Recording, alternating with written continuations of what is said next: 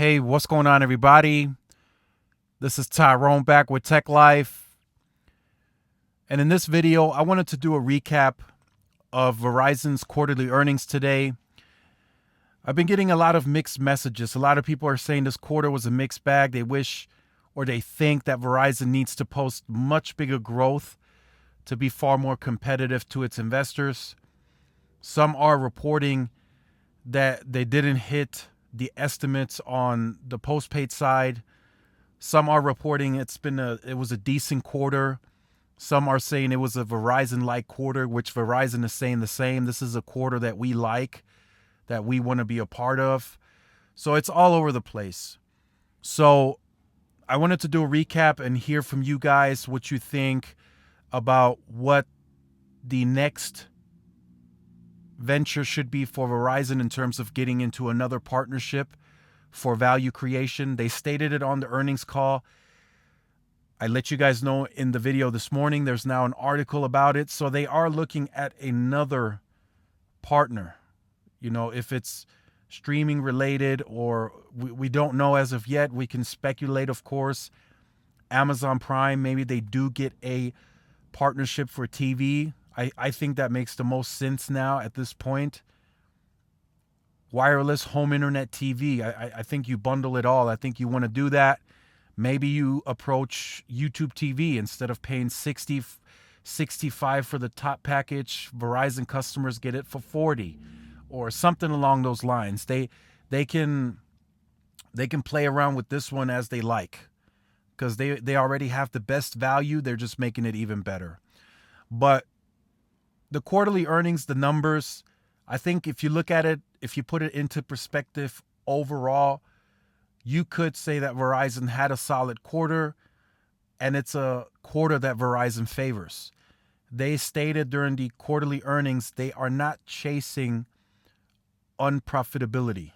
So some people are saying it's a PR spin because they're not really competitive enough to grow.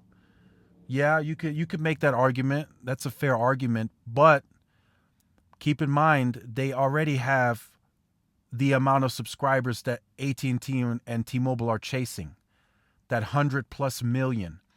So do they really chase the growth or do they chase the customer and monetize the customer? That's really what it's going to come down to. They operate a very lucrative business. They have a higher market cap than AT&T, and AT&T operates many other additional businesses that Verizon is really not a part of. So they do operate media and Fios, but it's not nowhere near the footprint that AT&T is operating. And they don't own any content. That's a fact. So they're not operating any of those expenses. They're not creating their own content. They don't operate any of that. So they're really just a pure wireless player, and they're expanding their home internet footprint via mobility. They're making home internet wireless, same as T-Mobile, and I'm sure AT&T will do that as well in some areas where they don't absolutely have any services or new neighborhoods where they have no fiber yet and they have their wireless rolled out. They will likely offer it too in the future. But from a Verizon standpoint, just to recap, do I really go chase the growth and start adding millions and millions of net adds? Or do I start monetizing the current base that I have and upsell them? I think that's a safer bet. I think you want to do that. You want to move them to unlimited. Although, by the way, I got to mention, Verizon has a great network and they likely will remain leader in network. But one thing that they have done that I'm sure they thought it through, and I'm sure they waited until the network was more dense to pick that up and be more proactive. But they started moving their customer base, which is already large, onto unlimited. And then they gave those unlimited customers, which is now 20% of the base, a streaming value proposition. They had no additional spectrum to really throw at the network to really boost the speed to make this a flawless experience. So that's why their churn is a little bit up on the, total overall. It's like 1.01%. So some customers are leaving because they are experiencing the slowdown, especially after the depry. Verizon manages the network the hardest out of any carrier. So they were, spectrum wise, they've had the least amount of spectrum per customer. T-Mobile pointed that out years ago. They now have the most per customer. But Verizon really had to invest in small cells and macro sites to offset that. And even that hasn't helped in some cases. The demand is just outgrowing what they can actually put into the network in terms of infrastructure. So they need spectrum. They need it bad. They may never say that publicly, but they need it the worst out of any carrier, especially now that Hans Vestberg is wanting to create all these other value propositions in terms of streaming and their intensive streaming tasks. I mean, Disney Plus, the Apple Music, ESPN Plus, Hulu, that's all streaming intensive on the network. That takes up a lot of demand on the network. So yes, they have it managed. If you're doing it on a phone, it's likely 720p if you didn't pay the extra money. On a tablet, it is 1080p, but I believe even that's capped at like 10 megabits per second to make it a flawless experience. So again, not too bad of a quarter, but I think these are the kinds of quarters that we are likely to get from Verizon going forward. If there is a switcher pool, I don't see Verizon competing to grab most of those customers. Those customers are likely still to go to T-Mobile, and some will go to AT&T, which we'll see tomorrow. Their quarterly earnings is tomorrow. Those customers will go to them. But Verizon stated they want the quality customer, which that will likely also make you question, why did they purchase TracFone if they're looking to chase a quality customer? We all know TracFone customers are the lower end, lower budget value customers. So if they're looking to upsell that customer, they're gonna have a harder time, and some of those customers will likely churn depending on how they run that side of the business once they get that approved.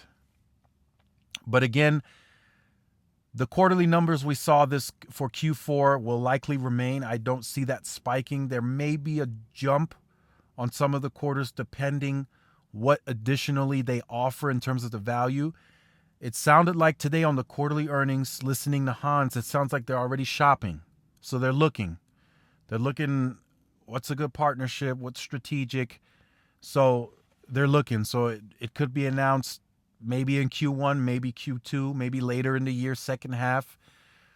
But they're definitely invested in the customer retention and upselling the customer onto a premium wireless offering, as they call it. So if they are spending money on that, is it really sustainable for them to spend money on that and also to come in heavy on promotional offerings? Likely not sustainable. They do still offer phone promotions and stuff like that, but they're not as aggressive as the other two. Just calling a spade, they are not. They are not as aggressive as T-Mobile. T-Mobile does 2 lines, 100, 2 lines, third, fourth line free, or they do 4 lines, 160, all iPhone free. Verizon's not competing that heavy. AT&T is doing $700-800 off the iPhones. Again, Verizon is just not that competitive right now for those customers. They're looking for quality customers that enjoy a Verizon experience on the best network with the best value. And that's how the company is positioned. And it is going to drive them to be a very lucrative business. Again, they're going to make profits. They're going to make revenue, especially if they get the home internet at more scale. They get some sort of TV partnership sometime in the future. There's going to be a ton of growth coming from that, and I think they'll be solid. But like I said, the quarter we got today, it favors Verizon. Maybe, they wish churn was a little lower, but that will likely come with C-band once that gets into the network and the speeds dramatically improve and there's not the types of issues that customers are dealing with now, then I think the rest will just fall in place, and they will likely lower the churn even further, and they may even grow a bit more depending on how aggressive they are, and they want those people that are in that switcher pool that they so speak of. So let me know what you think about this in the comment section down below. Again, leave your recommendations and speculations as to what Verizon should go after next in terms of a value creation. If they're going to give it to me for free, I'll take it. I'm already signed up for like $45 worth of stuff. Disney Plus bundle, Apple Music, Discovery. You add all that up, that's a good amount of value. So if they're going to add more, I'll take it. I'll take it if it's free.